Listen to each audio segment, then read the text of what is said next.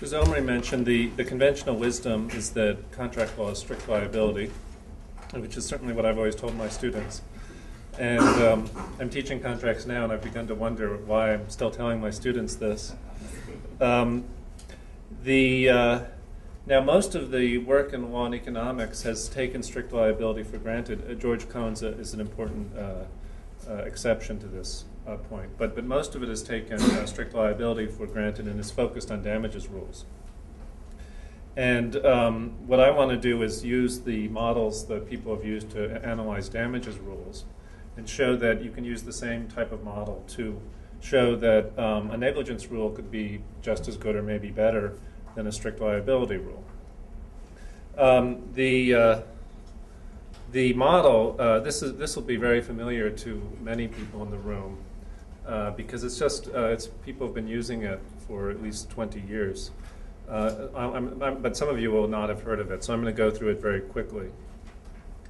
It's a very simplified version of events that might give rise to a breach. So we imagine that there's a seller and a buyer. The buyer values the good at some amount, V. And the seller, when he makes the contract, he knows that with some probability it will cost him a lot to produce the good, and with some probability it will cost him very little to produce the good. And the seller, prior to performance, but after the contract is entered into, has the choice to make an investment of some sort to increase the probability that the good state of the world, as they say, will occur. In other words, that the cost of producing the good will be low rather than high. And we'll just generally assume that if the cost is low, then performance is efficient. That is, the buyer's valuation is higher than the seller's cost, and if the cost is high, performance is inefficient. The buyer's valuation is less than the seller's cost. So the timing is just, first the contract is made, then the buyer pays. You can do this in lots of different ways. The seller invests or not, and then the seller's cost is determined. And if the seller makes the investment, increases the chance that the cost of performance is low. Then the seller decides whether to perform or breach, and if the seller breaches, the seller has to pay damages. Now, in the law and economics literature, people have made the following argument. And the literature has gotten almost overwhelmingly complicated because there's so many margins of behavior that you might care about. But let's just take two. First of all, the perform or breach decision. Normatively, we might say that we want the seller to perform if and only if the seller's cost is less than the buyer's valuation. And also, with respect to the investment decision, we want the seller to make an efficient investment. That is, we want the seller to invest so that we want the seller to invest so as to reduce the probability that cost is high. But you don't want to overinvest. You don't want to underinvest. You want to make just the right investment so as to essentially ensure that the best chance that performance will be efficient.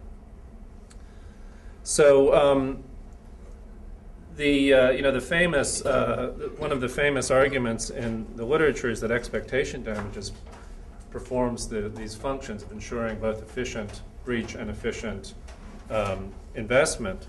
The efficient breach idea is very simple. All that happens is that because the seller has to pay the buyer's valuation, the seller is only going to breach if her cost is higher than the buyer's valuation. A slightly more complicated point about investment as well, but basically the point is because the seller, in essence, as a result of the expectation damages rule, internalized the buyer's valuation as well as the seller's own cost. When the seller is making the investment in advance, the seller is going to take into account everybody's well-being, both sides' well-being, when determining what investment to make, and will therefore make the optimal investment. By contrast, other damages rules, like punitive damages, that will result in the seller breaching too little and probably investing too much, and damages rules that are too low will result in the seller breaching too often and probably investing too little.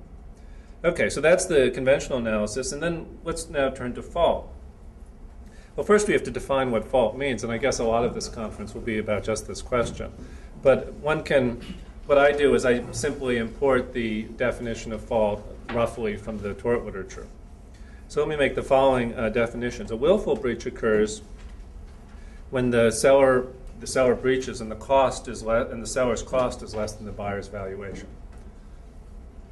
A negligent breach occurs when the seller's cost is more than the buyer's valuation, but the seller could have made an investment, a cost-justified investment that would have reduced her cost below the buyer's valuation, but did not. And a breach is inadvertent when the seller could not have taken a cost-justified precaution to produce the outcome where her cost is less than the buyer's valuation. So the more intuitive way of putting it would just be, there's the situation where the buyer clearly values performance more than it costs the seller to produce. If the seller goes ahead and breaches, that's willful. But then there's the more complicated situation where the buyer's valuation is less than the seller's cost, so that performance would be inefficient. But we can still, at this point, go back one step and ask, could the seller have taken precautions in order to prevent that outcome from happening? If the seller had been able to take cost-justified precautions so that her cost would actually have been lower than the buyer's valuation, then she should have done that. And we want to somehow give her incentives to do that. Now, under the fault regime, again, sort of taking this from the tort analysis, we might imagine that if the breach is inadvertent, the seller pays no damages at all. So this is like the case where you cause an accident, but you took due care. It was just bad luck that the accident occurred. You don't pay damages in the tort setting, and similarly, the seller wouldn't pay damages in the contract setting. But then there's the case where you breach and it's negligent or willful. And here, I'm just going to assume that the damages will be something higher than the buyer's equal to or greater than the buyer's valuation. So I'm not addressing the issue that a number of you address about whether damages should be super high in the case of a willful breach as opposed to, let's say, a negligent breach or an inadvertent breach. I'm just going to assume that it's high. It's sort of arbitrarily high in both cases. And that's similar in the tort analysis, where the damages don't really matter in the negligence regime as long as they're high enough to compensate the victim's loss. And then the analysis is very simple. It follows the tort analysis, and it's really not that different from the traditional analysis of damages. In fact, you could just reinterpret that model to say that the case where it's optimal to have zero damages is like the case where you have no liability because the breach was inadvertent rather than negligent. So, a little more formally, with respect to the performer breach decision, we want the seller to perform if her cost is less than the buyer's valuation. Well, under the negligence regime, if her cost is less than the buyer's valuation and she breaches, she has to pay a huge amount to the buyer, so she'll perform. So that's the efficient performance decision. And then going back to the investment decision, again, just like in the tort context, since the seller is going to have to pay a lot if she breaches. I'm sorry, and then also under the negligence regime, the seller will have to pay damages even if her cost is greater than the buyer's valuation if she failed to take cost-justified precautions, right? So that's the additional point. And so then going back to the investment stage, the seller is going to think, well, I don't want that to happen, so I'll take cost-justified precautions in order to prevent that from happening. So you get the same outcomes along these two dimensions. What are the differences between the two rules then? Well, there are actually two differences. The first is administrative, and many people have pointed this out, that under the negligence regime, the court has to have more information than it needs under the strict liability regime. Under the strict liability regime, all that the court needs to know is the buyer's valuation. And then the court sets damages equal to the buyer's valuation, or the buyer's valuation minus the unpaid price. It doesn't have to figure out, what the seller's cost is, or what the optimal investment should have been. Whereas under the negligence regime, the court does, right? And people have made exactly the same point about tort law. Tort law requires more information. Negligence requires more information on the part of the court than than strict liability does. So with respect to administrative costs, the strict liability rule in contract law is superior to the negligence rule. But there's another difference that favors the negligence rule. This is a little more complicated. But the basic argument here is that if the strict liability regime is used, that essentially forces the breacher to insure the victim of breach ex ante, which will then be passed along in the form of a higher price to the victim of the breach.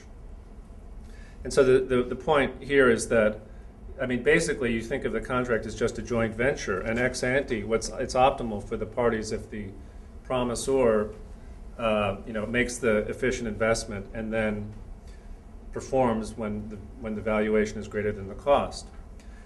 That's fine. So that's fine. And if the parties had perfect information and designed every aspect of their contract, that's all that they would say. There's no reason for them to say that if the bad state of the world occurs, despite the fact that the seller took cost-justified precautions, the seller should make a payment to the buyer. Okay, that's like an insurance payment. And so the buyer, the seller, in order to compensate herself ex ante, will demand a higher price from the buyer, which is conceptually the same as having a separate insurance transaction between the buyer and the seller. But there's no reason to think that the parties generally would want to enter that extra insurance transaction.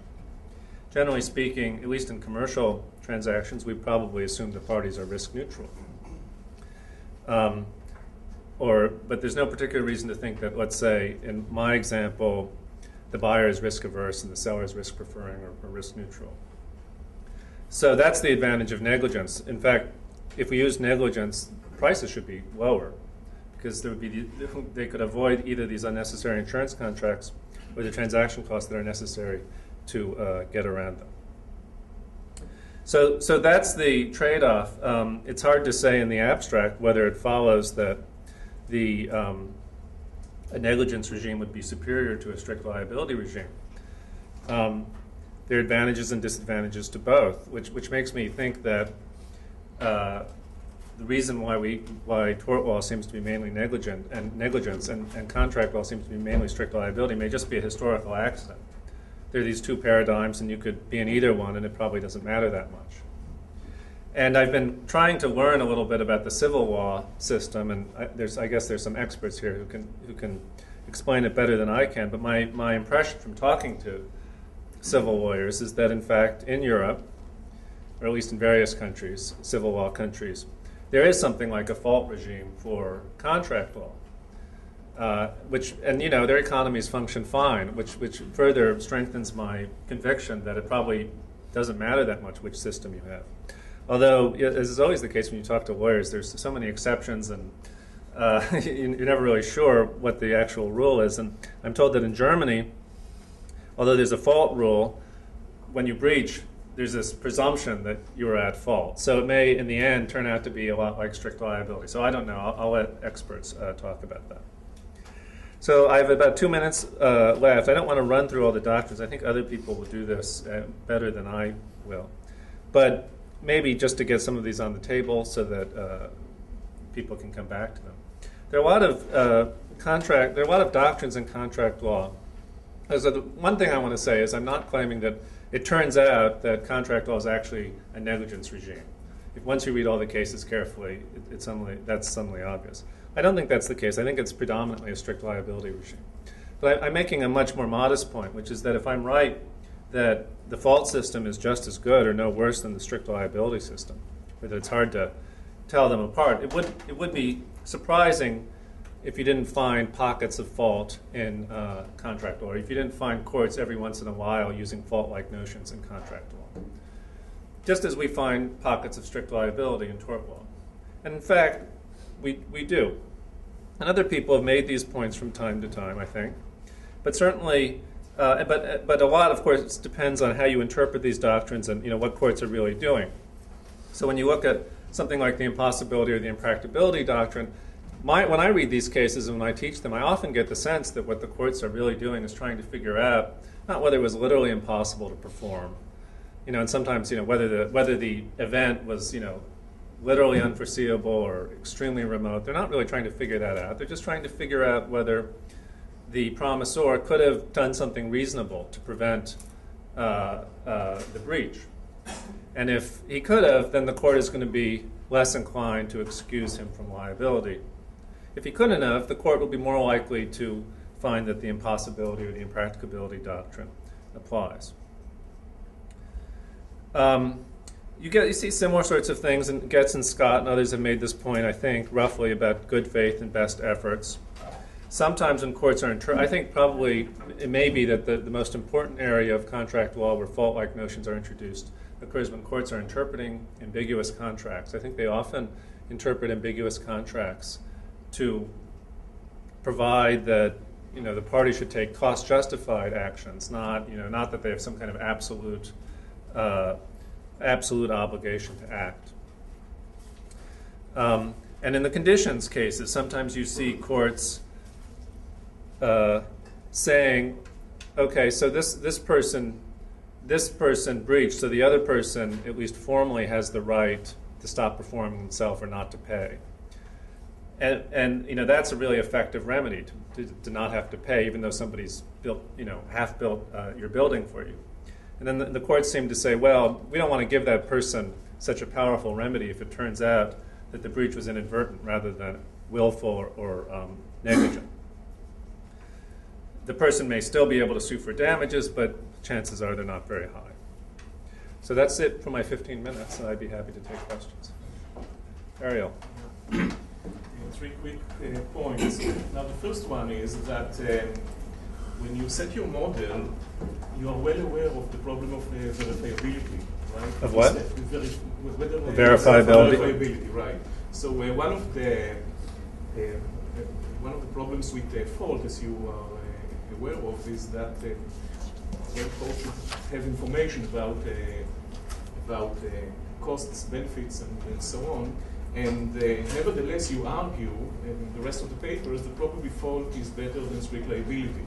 So it seems that at least implicitly, you assume that the verifiability problem is not such a problem at the end.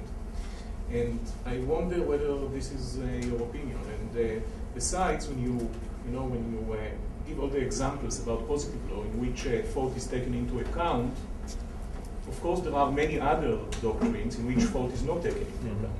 And my question would be then whether you think that in those situations, which are quite many, that fault is considered to be irrelevant, whether it is because the verifiability. That's the first point. Now, the second question, which is shorter, it's about the victim, about the promises incentives.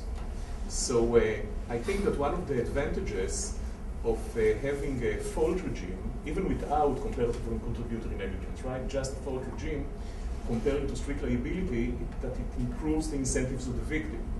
Now, it seems that you do not acknowledge it in the paper, right? Because you say that there should be contributory negligence. But I think that even if you have, like in torts, right? There is the residual liability there is liability of the promisee for the residual harm, which improves its incentives. So the moral hazard problem that we have under strict liability is mitigated. Now the last point is it's also something that you discuss in the paper, and I think it's really interesting, whether it's about the burden of proof. When you ask the question whether there should be a difference between torts in which we know that the victim should prove the injurer's fault, comparing to contracts, and you've seen that actually it's a puzzle. You don't see any real reason why it should be different. And I would like to suggest that maybe it depends on the type of fault that we have in torts comparing to the one that we have in contracts. But if torts, fault is not really fault in the moral way. Well, fault is more kind of an objective kind of more, well, we have, of course, the hand formula, but occasionally it's a kind of a social norm that we should see whether the injurer complied with the social norm or not. Then you could have the burden of proof on the victim, while in contracts, maybe fault is more dependent, it should be tailored to the specific case, to the specific promisee, and then the promisee would probably have better information about it, and then we want to reverse the burden of proof. Okay. Yes. Thanks. So on the first issue, I should be clear. I'm not arguing that fault is better or that I've proved that fault is better. I'd rather take the more modest stance that it's not really clear which system is better. And so I simply acknowledge the verifiability problem. I'm not sure which other doctrines you have in mind. I mean, one possible theory, if you think that this whatever system we have is optimal, and you want to rationalize the system we have, it may turn out that verifiability is such a serious problem that courts over the years have preferred strict liability. And it's not entirely clear to me, though, why that would be the true for contract law, not for torts. In fact, you'd think the opposite would be the case, that verifiability concerns would be less serious in contract law than in tort law, because the parties, knowing that the courts are concerned about this, can design their contracts better. Whereas in tort law, there's no analogy to that. Your point about fault improving the incentives of the victims is correct, as far as I know, and the paragraph in the paper which says otherwise is incorrect. And then finally, on the burden of proof, I was not sure. This seems like a rule of standards issue. Off the top of my head, I don't see any reason to think that fault is, in some sense, more objective in torts cases than contracts cases. But it seems to me that if you're right, that should be reflected in rules and standards rather than in the burden of proof. Saul? Let me hazard a constructive guess view about why you keep teaching contracts this way. So there's another margin, and some of the papers come close to this. There's another margin in contract law, and that's how we feel about specific performance versus expectancy damages. Mm-hmm. And again, whenever we think we have a specific performance system, or whatever countries have that, they have pockets of damages. Whenever we have a damages system, there are pockets of specific performance. Again, there's a whole literature on which is better, is one better, is it not, do they converge, you sort of feel like if you go to Mars, they might have the whole thing exactly backwards. Right. Well, it does occur to me, listening to you, that it might not be so easy to have that margin if instead of having expectancy damages, we had a fault-based system. I mean, if it was, we're not sure between specific performance, which has its pluses, and a fault-based system, there'd be a bigger gap between the two. And we might spend a lot unnecessary effort either litigating or categorizing between those two. And so if you think specific performance for transactions caused of verifiability or other reasons is a good idea for some pockets, it might be that its better partner is a strict liability damages system rather than a fault damages system. Specific performance. I would think specific performance's better partner would be the fault system. Is that what you're saying? No, the other way around. Because it's a closer... Typically, no, strict liability, because if you say to me, you breach that contract, there'll be specific performance, or you breach that contract, there'll be strict liability, that's pretty close. I can call you on the phone and bargain, we can figure out whether I want to breach or not. They're really pretty close in terms of my net outlays to avoid breach or to breach and pay or whatever. But if it's specific performance or fault, there's sort of a bigger discontinuity between the two, and I will spend more time arguing, maybe I will get to be in the fault category. In that case, I don't want to bargain with you as much about the specific performance rule and so forth. I thought you were saying the opposite, because what I thought was an interesting... Let me say whichever is better. Well, tell me. I thought this was an interesting point, which is that if you have the fault system, it doesn't matter as much whether you have specific performance or expectation damages. In fact, specific performance would be fine with the fault system. The disadvantage that it normally has, that it prevents efficient breach, would not be a disadvantage in the fault system, because presumably specific performance would not be ordered. So I would think, maybe that's what's going on in Germany, opposite, right? That's for I kind of like that idea. System. All right, so the opposite. From the breacher's point of view, you want to breach. You might not care whether specific performance or strict liability is the rule with respect to you. So you're talking about the renegotiation? Yeah. Okay. So. But I see your point. All right. So you're arguing that at the stage of renegotiation, which I assumed away, so everybody knows that the promisor is breached, and the promisor or wants to breach, and the promisor wants to pay the victim to release him. Which system would be better? Well, the fault system would allow you to, the fault system, no matter what, and the strict liability system with damages would reduce renegotiation costs. But Right. the latter would be closer to specific performance. Eric, I think that my answer to Sol would be that under your theory, if it's a fault regime, then when there is no fault, there is no specific performance by definition. And then you don't have this gap. If there's no fault. Yeah, I mean, Yeah, if there's no fault, there's no but specific. Right, that's what I'm But assuming. that's giving away a lot. Yeah. Then that might take away a lot of the advantages of specific performance because of assessment, verifiability, and a lot of other things. No, right. Okay, No, I see. that would be that was why I answered your question. Okay, Lauren. So you said also in the paper and the talk that you're kind of agnostic about the measure of damages. It could be equal to evaluation or higher, and you're not getting into Right. that point. And that seemed initially reasonable because we know that when we have negligence, the measure of damages is not that important. But then I was looking at your model, and it seems to me that it does play a role, and you do need to, just to get technical detail, you do have to assume D equals V in order to get a precise condition for the ex ante care level. And I was wondering why that is. And my thought, and just tell me if I'm wrong or on this, is that in your model, the damages will be imposed, or let me put it differently, will not be imposed if you take an inadequate level of care, but then it turns out to be CL. So maybe it is assumed away in kind of the simple version of this, but maybe it's a kind of a hybrid in this sense. So it's not as if whenever you take an inadequate level of care, you have these large damages imposed on you. It depends on the realization, and therefore it seems. Right. So right. I need to think about that more. I don't want to stand up here and think aloud too much. But so I think your point is that if the bad state of the world occurs, so it's proper for the seller to breach. In that case he'll pay damages, right? And you're saying if D is greater than V, he'll pay damages. Let's call it 2V.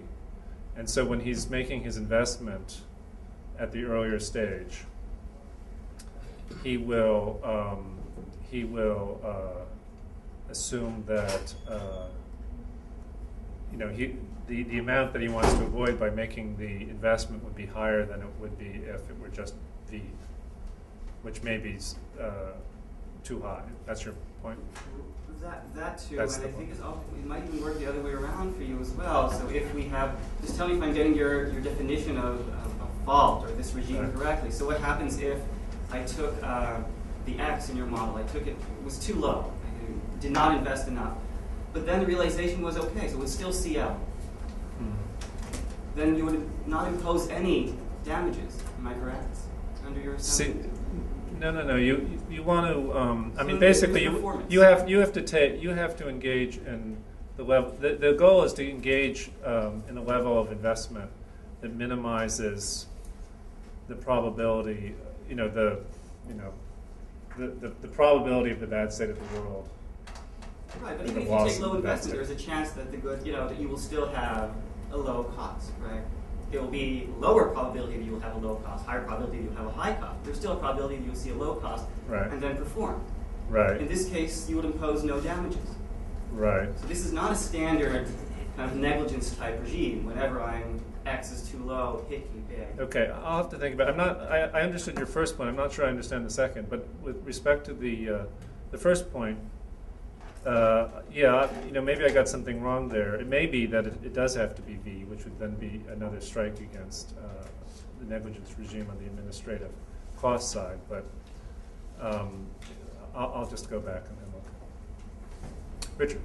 I'm curious as to why it is that the major difference between contracts and tort is not mentioned here, which is the freedom of contract. Essentially, in the contract area, you can roll your own in whatever form you see. And if you actually look at the way in which they are rolled, typically, they never take the form which you put in the paper. And even with the strict liability system, they often don't take that form because they will often stipulate liquidated damages. They will have various kinds of default measures of one kind or another. And so why isn't the proper solution to say we're trying to find default terms? And if in fact we see a huge variety of different kinds of contractual arrangements in different sorts of settings on both liability and damages, Now, the only thing that we can be confident about is that both of these models are probably of most highly restricted application and are wrong in many cases. Because remember, the parties have all the incentives to do all the optimization that you want. And if you have a typical kind of liquidated damage clause or a buyout clause or a milestone provision or a forfeiture clause and so forth, it seems to me that your theory has to account for them, in addition to only sort of stipulating these two kinds of cases, for rules which are actually relatively infrequent. The negligence one is almost never seen except in kinds of malpractice type cases, and the strict liability rule is often accompanied with very stringent limitations, for example, on consequential damages. Well, with respect to freedom of contract, to the extent that the parties design their contracts and courts enforce them, and that's the end of the that's fine. The paper's really not about that at all. It's about 98% of the cases. Yeah, it is. But the literature, the entire the expectation damages literature, you can say the same thing. It's not about well, I mean I sympathize with that view. You could say the same thing about the funny thing about the contract literature is that well 98% of it is that part of it is extremely simple. If the parties agree to a bunch of terms and it's clear that the state of the world that results is anticipated by those terms, the optimal thing for the court to do is simply to enforce the terms. And there's nothing more to say about this. The literature only arises for the situations which may well be a substantial portion, certainly of the litigated cases, the situations where the parties did not clearly anticipate the events that gave rise to the dispute. And that, at this point, the courts have to intervene in some way. They have to say, we're going to interpret these terms in a certain way, or we're going to, give you the impossibility excuse or something like that. And the freedom of contract sort of model doesn't work for that because it's assumed that the parties did not write into their contract the events that actually occurred because the transaction costs were too high. And that's very tort-like because transaction costs are just a kind of precaution. I mean, writing into the contract is just another type of precaution that the parties take in order to ensure that a dispute won't arise or that the parties' obligations are proper. And the failure to do so is what requires some kind of judicial intervention. And this is just the default rules literature. So the judicial intervention is in the form of default rules that will, one hopes, give the parties the proper incentives either to draft the contract or to take precautions or to perform or breach. And that is very tort-like because even though these parties are voluntarily dealing with each other, they're unable, because of transaction costs and the difficulty of predicting the future, to actually make arrangements for what could very well happen. I think that's how the entire literature works. I think that's wrong too. Why? For example, you take many cases in partnerships, what people will do is they'll draft a very skeletal agreement and will consciously rely on the default provisions that are contained in a uniform code of one sort or another. And it's a transactions cost argument only to the extent that we have this wonderful template out there right. and we're willing to use it. Right. And if that template bears no relationship to anything in this model, then the model is wrong, notwithstanding the fact that we're talking about a situation. Well, the template could be wrong. They rely on the template when they draft their contract, and the entire question is just whether the template is right or wrong. Well, but I mean, most of these templates work in a different way from yours. What you do is you look at the observed contracts, and then you sort of assume that unless there's some reason to believe that the ones in which these clauses are not specified are radically different from the ones in which they are, the distributions that you see on liability, benefit, fault, contributory negligence, or whatever it is, ought to be about the same thing. And so if that's the method that you're doing it, it's an imitation method, and it's not a sort of a deductive method based upon a model. And I think the reason why we prefer the imitative method is... The what method? I'm sorry. You imitate the contracts you observe. So, for example, the UCC, in my judgment, is clearly wrong when its presumption is against the limitation on consequential damages when these things are uniformly specified. And that what you would want to do is to have the imitation strategy rather than the first induction strategy. You may well be right. That is, when it comes down to drafting codes or courts trying to figure out what the default terms would be, it may well be a better strategy for courts to look at what parties do when they do anticipate the sorts of problems that the parties before the courts failed to anticipate. I don't have any problem with that view. So in the case of the Uniform Commercial Code, just to take your example, one reason to criticize the limitations on consequential damages is that we're sort of Burkeans, and we look around and we say, basically people don't like those limitations. So there's no reason for the code to provide this default, which just creates transaction costs. That's fine. I'm a little skeptical about how well one can do that, but if one can do that, that's probably a better way of gathering information about optimal rules than this kind of deductive exercise. I agree with that. Dick? Yeah, I like the paper. Let me push you a little more on the definition of fault, though. I think we've got, 13 papers for this conference. Yes, might as well start here. 13 definitions of fault. So let's think about in connection with the impracticability cases that you discussed, where, as you say, courts often do seem to be looking at the two parties and figuring out what, if anything, they could have done. But there's two different ways that might be relevant. In fact, in torts, it's really the distinction between standard negligence, all out the learned hand formula, and something like Guido Calabresi's best cost avoider. But sometimes, as in the learned hand formula, we look and see what the parties could have done to see if there was something they should have done and didn't. Whereas the best cost avoider notion is a little harder to pin down exactly. In fact, George Cohen has written nicely about this. But the best cost avoider notion is sort of like looking at who is in a better position to decide what to do, whether or not they made the right decision. Well, when you look at the cases in impracticability, do you think the courts are more doing the first, or more doing the second, or sometimes doing one, or sometimes doing the other, or?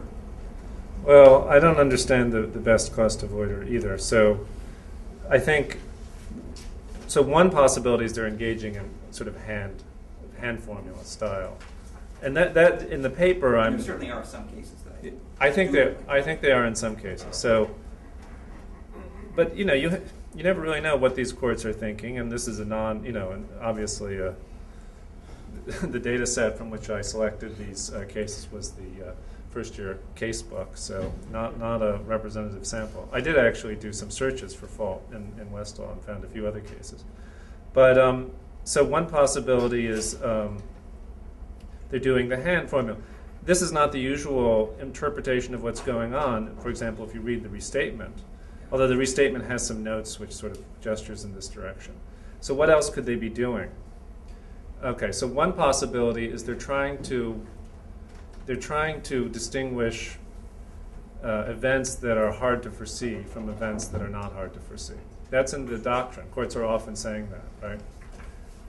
I'm skeptical about that. I think you've written about this. Lots of people have written about this. Just because, of course, the relevant question of foreseeability is just whether the seller's costs rise, and it's really relevant to the parties whether it's the result of the Suez Canal closing or of a strike in the seller's plant. So, and then of course, at one point the courts meant literal impossibility, but that must have seemed silly to them from the beginning. There's no distinction between literal impossibility. There's no relative normative distinction between literal impossibility and the costs are so high but not quite infinity. So what are they doing? It may be that they're acting in a kind of an arbitrary way. It may be that, as some people have argued, that they're sort of providing an insurance function of some sort. So maybe we're talking about events that, whether or not they're foreseeable, you couldn't have taken precautions against. But that just begins to sound like the hand formula again. So I guess part of what's going on here is we need to provide an account for all of these cases where courts do not award liability. And I think, at least from a law and economics perspective, the negligence account is one that is coherent. So here's another possibility, which is what I thought you were about to say, which is at least one view of negligence liability in tort law is it's some kind of objective standard of what the reasonable person would do. It's not put in economic terms. And economists may want to try to put that in economic terms, but it might have some other content. Maybe it's sort of like what Richard has said. You look around and see how most people act.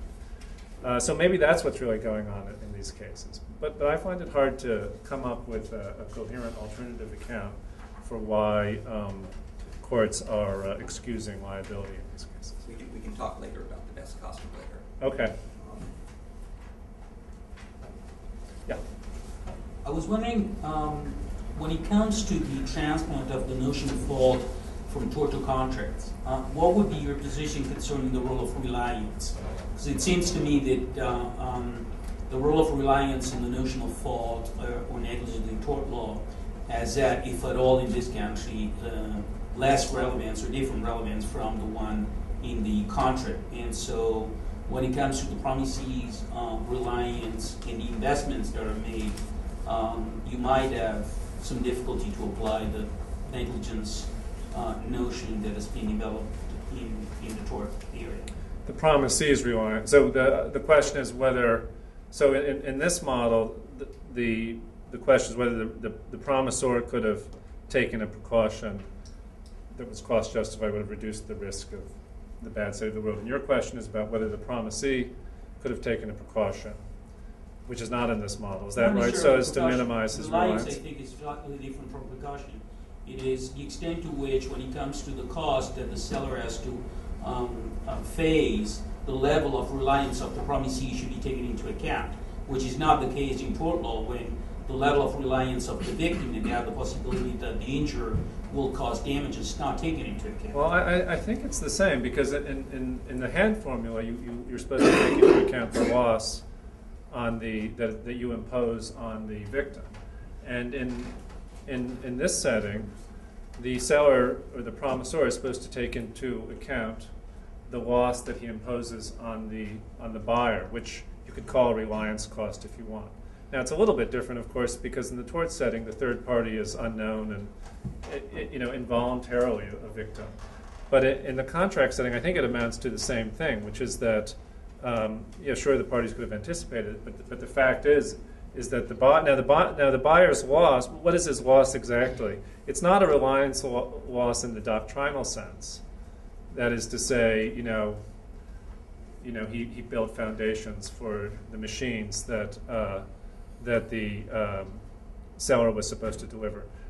What we're concerned about is the buyer's valuation, which would be what he gets out of the entire contract. But that's the traditional measure of damages as well. The expectation damages is based on the buyer's valuation, not based on simply the reliance costs that the buyer incurred in anticipation of performance. Yes? What do we do under the efficient breach formula with restitution? I mean, it seems like you say that seller pays damages only if the breach was willful or negligent. But if your measure of damages is restitution, it seems like that's always going to be efficient. You pay back whatever it was that the other party gave you, and then you efficiently breach the contract. So I'm wondering whether this formulation ever allows the call it the injured party to get back whatever cash they gave over to the other party. Well, restitution is used in different ways. So, in one way, it could be used as just to say that the buyer in this situation would be able to obtain from the seller whatever advantage the seller tried to obtain by breaching. So it would be P minus C, I guess. And if then that's conceptually the same, analytically the same as specific performance, as the seller will never breach if the buyer has that type of restitution remedy. And so people who have written about this just treat restitution as basically the same as specific performance. Is that wrong? People say They do, but Close enough. Pardon me? Close enough. So now, typically, the way restitution damages are actually awarded in contracts cases is not like that. You might have that situation might arise if the breach occurs because the seller resells the product to some third party and makes a lot of money off of it, and that might go to the buyer. And if that's the case, the seller is not going to breach also. In the situation which I use in the paper, I'm not sure that a court would award restitution. It's hard to imagine a court awarding restitution in that case.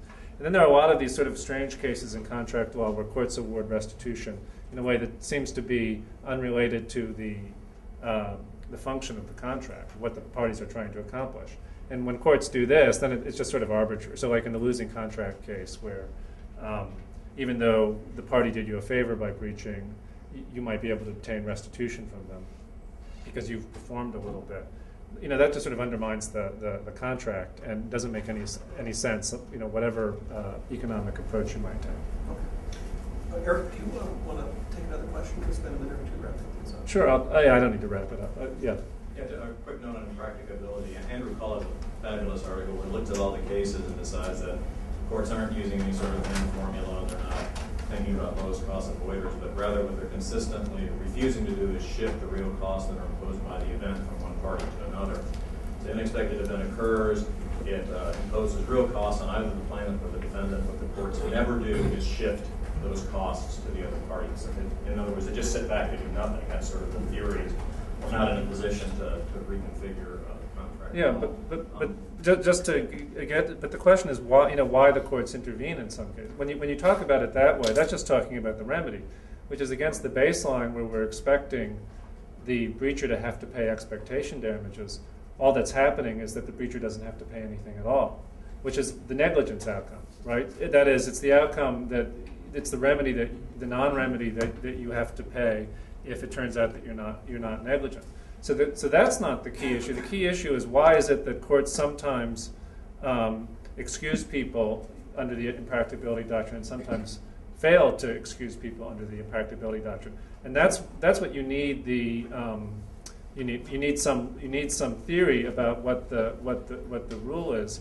Just the fact that the seller doesn't have to pay doesn't tell us what that theory is. And a quick follow-up. I was wondering why your answer to Richard wasn't.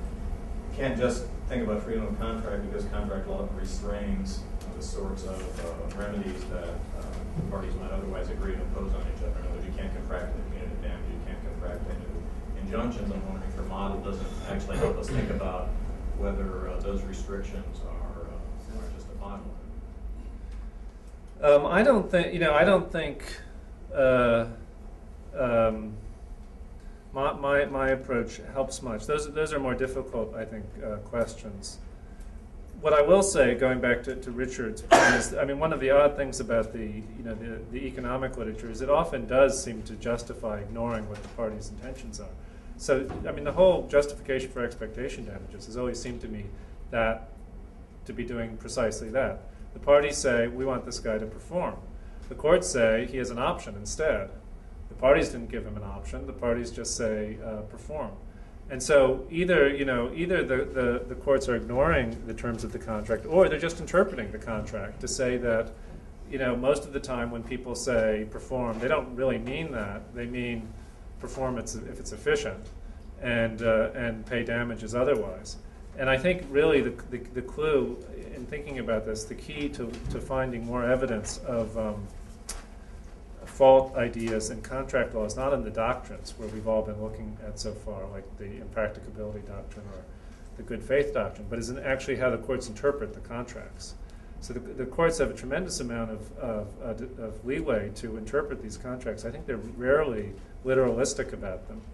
And I think that when they interpret these contracts, they say, well, what would sensible business people want to do in this situation when there's an ambiguity?